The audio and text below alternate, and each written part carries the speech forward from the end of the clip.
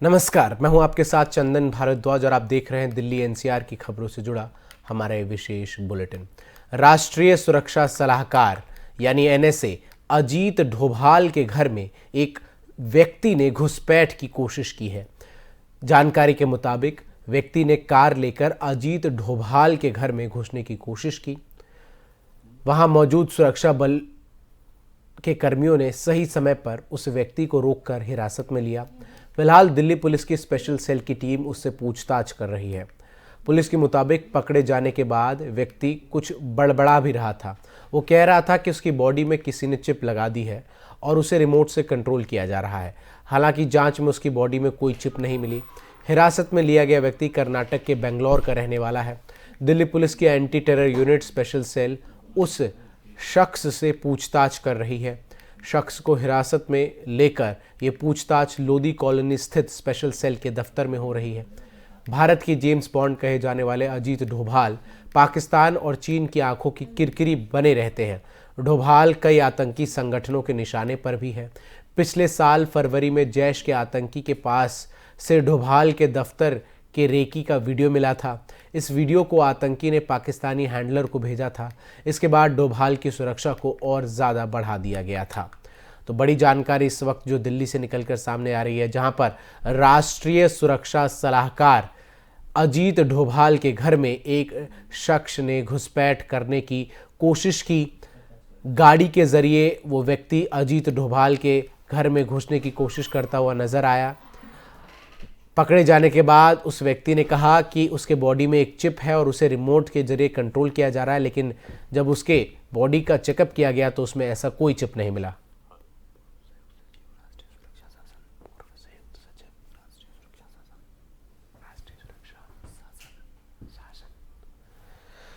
तो इस बड़ी खबर पर और बातचीत के लिए हमारे साथ पूर्व संयुक्त सचिव राष्ट्रीय सुरक्षा शासन जुड़ रहे हैं जितेंद्र ओझा जी। ओझा जी, बहुत बहुत स्वागत है आपका। कितनी गंभीर है ये खबर जो निकलकर इस वक्त सामने आ रही है, जहां एनएसए डोभाल के घर में घुसपैठ की कोशिश की गई है? धन्यवाद मुझे अपने चैनल पे बुलाने के लिए। एक क्लैरिफिकेशन मैं करूंगा कि मैं इंटेलिजेंस एकेडमी का चीफ था, जॉइंट सेक्रेटरी के साथ साथ, जी प्रशासन में नहीं। देखिए, ये जो घटना जो शुरुआती जानकारी मिल रही है, इसके अनुसार ये व्यक्ति मानसिक रूप से अपंग बताया जाता है। कुछ साइकोलॉजिकल डिरेंजमेंट है। बहुत लोगों में एक सेरेब्रल कॉर्टेक्स हम कहते हैं ब्रेन का, वो कंपोनेंट डैमेज हो जाता है, तो वो अटेंशन सीकिंग बिहेवियर होती है और वही काम करते हैं जो काम मना होता है, जो नहीं किया जाता है। तो उस हिसाब से देखा जाए कि सुरक्षा कर्मियों ने समय से पहले इस व्यक्ति को दबोच लिया, लेकिन इसमें कोई शक की गुंजाइश नहीं है कि राष्ट्रीय सुरक्षा सलाहकार महोदय हैं, उनके ऊपर खतरा है। जो देश के दुश्मन हैं, खास करके जो आतंकवादी संगठन है, उन सभी के वो निशाने पे होंगे, क्योंकि वो ऐसा अगर उन पे वो आक्रमण करते हैं या कुछ कामयाबी मिलती है तो मानसिक असर, इसका असर जो हो पूरे राष्ट्र के ऊपर। और ओझा सर, सबसे बड़ा बात यहाँ ये है कि जिस तरीके से व्यक्ति उनके घर में गाड़ी लेकर अंदर घुसने में कामयाब रहा, मतलब उसने first point of security check को ब्रीच किया, तो क्या ये सुरक्षा की दृष्टि से भी बहुत बड़ी लूप होल है? लगता तो यही है, लेकिन एक और बात जो आपने मुझे कहने से रोका कि कई बार जो है जो ऐसे संगठन है जो छद्म वॉर में, कवर्ट वॉर में भारत के खिलाफ लगे हुए हैं, तो उनका भी प्रयास हो सकता है कि कोई ना कोई प्रिटेक्स्ट लेके, कोई ना कोई बहाना लेके जरा हम ये टेस्ट करें कि इनकी सुरक्षा की जो दीवार है वो कितनी इम्प्रेग्नेबल है। तो इसकी भी संभावना से इनकार नहीं किया जा सकता। देखिए, जो इन्वेस्टिगेशन के बाद जो है सारी चीजें सामने आएंगी, लेकिन अभी दो चीजों पे हमें ध्यान रखना है। पहली बात कि इनकी सुरक्षा को निश्चित रूप से खतरा है। दूसरी बात, ये एक व्यक्ति नहीं है, ये हमारी पूरी सिक्योरिटी सिस्टम के मुखिया हैं, प्रमुख हैं। अगर इनकी सुरक्षा को, अगर कोई जो वॉल इनकी जो है उसको तोड़ने में कामयाब होता है तो बहुत चिंता की बात है। चाहे कोई भी क्यों ना हो, पहले लेयर को भी ब्रीच किया तो वो ब्रीच नहीं होना चाहिए। तो मेरे ख्याल से इसके लिए करेक्टिव और रिमेडियल मेजर्स की जरूरत है। और फिर भी मैं कहूंगा कि कई एक लेयर हम इसीलिए रखते हैं कि बाई चांस अगर एक आध लेयर पे डैमेज हो भी जाता है तो वो इवेंचुअल लेयर्स जो है वो नहीं टूटे। कहीं 3 लेयर, क्योंकि आपका इस पूरे क्षेत्र में काफी लंबा अनुभव रहा है सर, तो मैं एक बात आपसे जानना चाह रहा हूं कि अब जिस व्यक्ति को गिरफ्तार किया गया है उससे आगे की पूछताछ किस तरीके से की जाएगी। और उस व्यक्ति का ये कहना है कि उसकी बॉडी में एक चिप लगाया गया और उसे रिमोट से कंट्रोल किया जा रहा था। हालांकि चेकअप में ऐसा कुछ होने की बात स्पष्ट रूप से सामने निकल कर नहीं आई है, पर क्या ऐसा संभव है कि ऐसा कुछ हो सकता था? देखिए, अगर वो व्यक्ति वाकई मेंटली डिरेंज्ड है, वो अटेंशन सीकर है या इसके लिए कर रहा है, तब तो मेरे ख्याल से ये अनर्गल बातें वो कर सकता है। चिप वाली बात तो मेरी जानकारी में कम से कम कभी नहीं आई कि किसी को चिप कंट्रोल करके कर लेंगे। रोबोट है नहीं, वो इंसान है। अगर किसी को इतना ही चिप कंट्रोल करना है तो रोबोट भेज सकता था। ह्यूमन तो उतना कंट्रोल ही नहीं हो सकता है। और कई दफे आप देखें कि जो लोग ऐसी बातें करते हैं तो या मानसिक रूप से बीमार होते हैं, या वो भी संभावना होती है कि कई दफे लोगों को बरगलाने के लिए, अटेंशन डिस्ट्रैक्ट करने के लिए वो अनर्गल कहानियां बनाते हैं, मेंटली डिरेंज होने का दावा करते हैं। और मैं कहूंगा इस समय पे कि उस व्यक्ति का ब्रेन स्कैन लेना चाहिए कि वो वाकई डिरेंज्ड है या नहीं। 2-3 पार्ट में तो कई स्तर आगे चला गया था और मैं कहता था कि नहीं, उनके फ्रंटल लोब्स की जानकारी होनी चाहिए कि अगर उसमें बहुत ज्यादा डिरेंजमेंट है तो वो आदमी कभी इंटेग्रिटी या इससे बोल नहीं सकता है। एमिगडाला एक ब्रेन का कंपोनेंट है, उसके अच्छे से इवेल्युएट करके जो एक्सपर्ट हैं, जो न्यूरो बायोलॉजिस्ट हैं, उनसे उसके ओपिनियन लेके देखना चाहिए। अगर ये आदमी झूठ बोल रहा है कि चिप कंट्रोल किया गया है और उसके ये सारे पार्ट ठीक है, तब तो निश्चित रूप से और खतरे की बात होती है। और ये खतरे की बात पूछताछ नहीं होनी चाहिए। उससे ऊपर मैं कहूंगा कि उसका ब्रेन स्कैन लेके उसकी इवैल्यूएट करने की जरूरत है। और ओझा सर, ये खतरे की बात इसलिए और हो जाती है क्योंकि पिछले साल एक पाकिस्तानी आतंकवादी जो गिरफ्तार किया गया, उसके पास बकायदा एक वीडियो मिली जिसमें अजीत डोभाल के घर की रेकी की हुई थी। ऐसे में थ्रेट तो अजीत डोभाल को काफी लंबे समय से रहा ही, और चूंकि वो जिस पद पर है, लगातार चीन और पाकिस्तान जैसे देश हो या फिर आतंकवादी संगठन हो, उनके टारगेट्स पर अजीत डोभाल लिस्ट में नंबर 1 होते हैं। ऐसे में सरकार को क्या प्रिवेंटिव एक्शंस लेने चाहिए ताकि इस तरीके की अप्रिय घटना जो है भविष्य में ना हो सके? देखिए, सारे एक्शन के सूत्रधार तो हमारे राष्ट्रीय सुरक्षा सलाहकार महोदय ही होंगे कि क्या होगा। वो सारे तंत्र के सबसे बड़े मुखिया हैं। लेकिन एक बात जो मैं अधिकतर 99% भारतीय जो मीडिया में बोलते हैं उनसे मैं असहमत हूं कि इसका सबसे जोरदार तरीका ये होना चाहिए कि कोई भी व्यक्ति हमारे इस तरीके से सोचे तो सोचने से भी पहले उसके कलेजे में भय का होना जरूर है, आवश्यक है कि हम इस तरीके में स्टेट क्राफ्ट में हम गांधीवादी होने का खतरा नहीं मोल ले सकते हैं। तो मैं मानता हूं कि देखिए, कई दफे मैंने चैनल्स पे भी कहा और जब भी पढ़ाता रहा और मौका मिलता है तो मैं यही कहता हूं कि हमारा पूरा रवैया ये होना चाहिए कि कोई जहरीला तालाब, चाहे वो पाकिस्तान में पले या चीन में पले या कहीं पले, उस जहरीले तालाब से ऐसी सोच जो निकलती है, ऐसे लोग निकलते हैं, उस तालाब को भी हमें ध्वस्त कर देना चाहिए, सुखा देना चाहिए। भीतर में काउंटर मेजर्स जरूरी होते हैं, वो लास्ट लेयर है हमारा। तो हमारा पूरा जी कि पाकिस्तान में सिर्फ मैंने सर्जिकल स्ट्राइक ही एक तरीका नहीं होता, बहुत तरीके होते हैं कि जब तक वहां से हम वो ध्वस्त नहीं करेंगे तब तक हमारे ऊपर ये परेशानी आती रहेगी। और इस डिफेंसिव अप्रोच से हमें निकलने की जरूरत है, मेरा यही सलाह होगा। और उसमें हमें ये कॉम्प्लेक्स विषय है लेकिन हम कर सकते हैं, हमें पूरी क्षमता है। हमारे जो जिस तेज दिमाग के लोग हैं, जितने डेडिकेटेड लोग हैं हमारे तमाम एजेंसीज में, तो हमारा अप्रोच तो वही होना चाहिए। इंटरिम में हम जरूर डिफेंसिव होके। बहुत बहुत शुक्रिया सर आपका। बड़ा ही इंसाइसिव पॉइंट ऑफ व्यू आपने दर्शकों के सामने रखा और निश्चित तौर पर ये भारत की सुरक्षा के मद्देनजर और एनएसए अजीत डोभाल की सुरक्षा के मद्देनजर एक बड़ी चूक भी कह सकते हैं।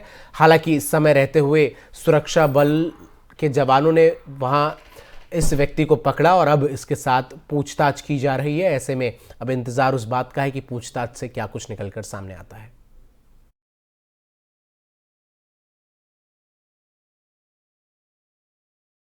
रुख अगली खबर का करते हैं। राजधानी दिल्ली में दिल्ली पुलिस के 75वें स्थापना दिवस को मनाया गया। दिल्ली पुलिस के 75वें स्थापना दिवस समारोह में केंद्रीय गृह मंत्री अमित शाह ने शिरकत की। इस दौरान गृह मंत्री अमित शाह ने दिल्ली पुलिस परेड की सलामी ली।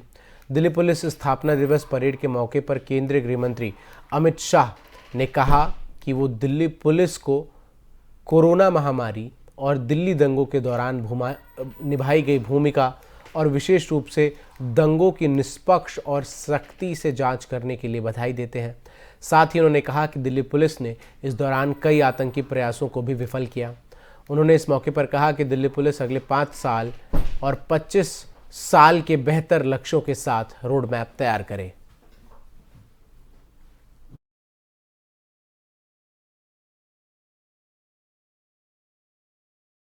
एक तरफ दिल्ली के मुख्यमंत्री देश भर में घूम घूम कर दिल्ली मॉडल का गुणगान करते रहते हैं, लेकिन दूसरी तरफ दिल्ली के आंगनवाड़ी कार्यकर्ताओं ने अपने वेतन को बढ़ाने और नौकरियों को पक्का करने के लिए 31 जनवरी से सीएम हाउस के बाहर धरना प्रदर्शन दे रखा है। इसी दौरान हजारों की तादाद में आंगनवाड़ी कार्यकर्ता सीएम ऑफिस के बाहर डटी हुई हैं।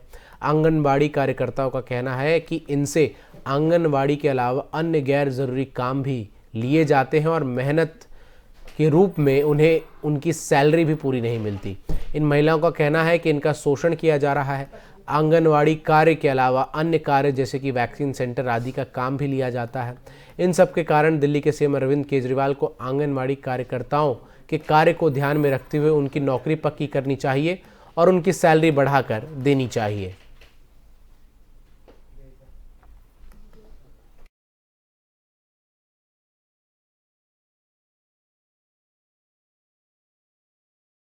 देश भर में आज रविदास जयंती मनाई जा रही है। इस अवसर पर प्रधानमंत्री नरेंद्र मोदी करोल बाग स्थित श्री गुरु रविदास विश्राम धाम मंदिर पहुंचे।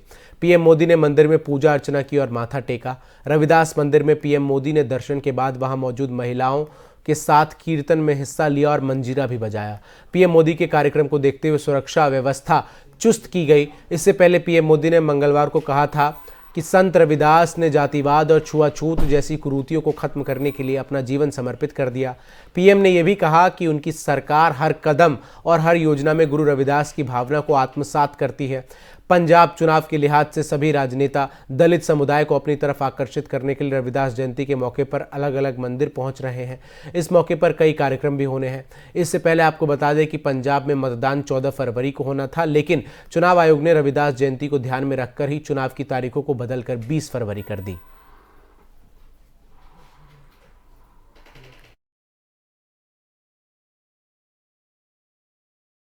आने वाले दिनों में न सिर्फ कार और ट्रकें हाइड्रोजन गैस से चलेंगी, बल्कि ट्रेनों को भी हाइड्रोजन के जरिए चलाया जाएगा।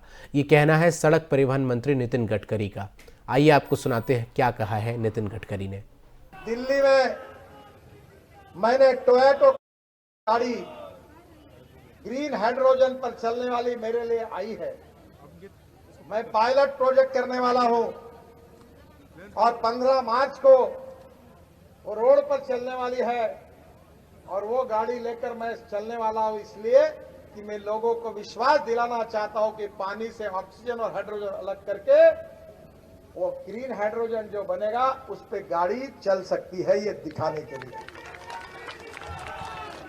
अब पेट्रोल डीजल की जरूरत नहीं है और इसलिए ये जो गंदा पानी है पूरा, उसमें solid waste management, liquid waste management में आप मंत्री है, हमारी बहन सांसद यहां बैठी है, टेक्नोलॉजी मैं दूंगा और मैं ऐसे नेताओं में से नहीं हूं, जो बोलता हूं वो डंके की चोट पर पूरा करके दिखाता हूं। तो सॉलिड वेस्ट मैनेजमेंट में रूफटॉप सोलर लगाइए, 2 मीटर की विंड मिल ऊपर लगा दीजिए, वेलोसिटी मिल जाएगी गंगा में और पावर तैयार हो जाएगी। और जो गंदा पानी पूरा है उसमें इलेक्ट्रोलाइजर 1.5 करोड़ का आता है, उससे ग्रीन हाइड्रोजन तैयार होगा और उसको कंप्रेस करने के लिए जनरेटर इथेनॉल पर आया है, वो भी ग्रीन है और उससे ग्रीन हाइड्रोजन तैयार होगा और हमारी रेलवे के इंजन, हमारे जहाज, हमारे हवाई जहाज, हमारी ट्रक, हमारी बसेस, हमारी कार ग्रीन हाइड्रोजन पर चलेगी, प्रदूषण से मुक्ति मिलेगी, इंपोर्ट नहीं होगा और हमारे जवान लोगों के हाथों को काम मिलेगा। दिल्ली में रेलवे के निर्माण कार्य के कारण यात्रियों को 28 फरवरी तक परेशान होना पड़ेगा। अंबाला रेल मंडल और जोधपुर रेल मंडल में निर्माण कार्य की वजह से ट्रैफिक ब्लॉक लेन का रेलवे ने निर्णय किया है।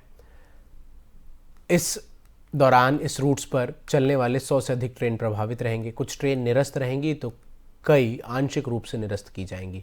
वहीं कई ट्रेनों को परिवर्तित मार्ग से चलाने का निर्णय लिया गया है। कई ट्रेन अपने निर्धारित स्टेशन से नहीं चलेंगी। रेलवे ने अंबाला रेल मंडल के राजपुरा भटिंडा सेक्शन पर रेल लाइन के दोहरीकरण का काम शुरू किया है। इस वजह से 18 फरवरी से 28 फरवरी के बीच कई ट्रेन ट्रैफिक ब्लॉक की वजह से प्रभावित होंगी। 28 फरवरी को नई दिल्ली मोगा नई दिल्ली एक्सप्रेस निरस्त रहेगी। 25 से 28 फरवरी के बीच सिरसा लुधियाना सिरसा स्पेशल निरस्त रहेगी। इसके अलावा लुधियाना हिसार लुधियाना स्पेशल एक्सप्रेस निरस्त रहेगी, तो धुरी हिसार धुरी स्पेशल भी निरस्त रहेगी। 18 फरवरी से 1 मार्च के बीच Delhi junction Bathinda Delhi junction express निरस्त रहेगी।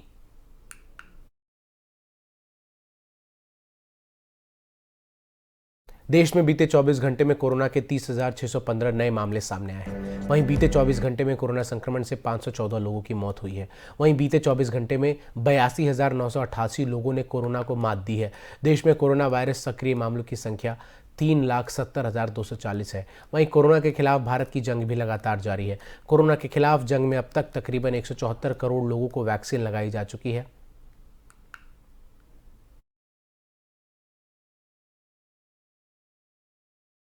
फरीदाबाद में विजिलेंस टीम ने नगर निगम के 2 बड़े अधिकारियों को गिरफ्तार किया है। अधिकारियों को रिश्वत लेते हुए गिरफ्तार किया गया है। विजिलेंस टीम ने अधिकारियों को रिश्वत लेते हुए रंगे हाथ पकड़ा। सूत्रों के मुताबिक रवि शर्मा सुपरिटेंडेंट इंजीनियरिंग नगर निगम एक्सटेंशन पर कार्यरत है।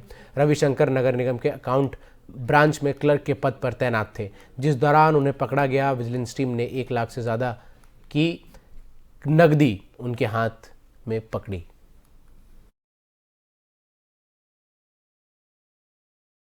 नोएडा के एसडी प्रॉपर्टी पर इनकम टैक्स ऑफिसर ने रेड की है। अब तक करीब 50 लाख रुपए कैश और 10 करोड़ रुपए के प्रॉपर्टी ट्रांजैक्शंस मिले हैं।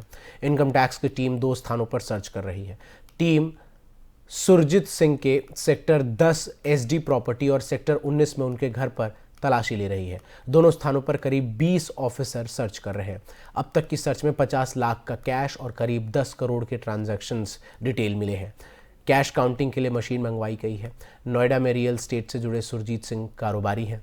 इनका प्रॉपर्टी खरीद फरोख्त का काम है। इनकम टैक्स को ये लीड चुनावों के दौरान सेक्टर 44 में प्रेम प्रकाश सिंह नागर के यहाँ मिले करीब 4 करोड़ रुपए से मिली थी। ये भी प्रॉपर्टी डीलर थे। यहाँ मिले कागजों की जांच के आधार पर ही टीम ने सेक्टर 19 के सेक्टर 10 वाले स्थित इनके घर पर सर्च की।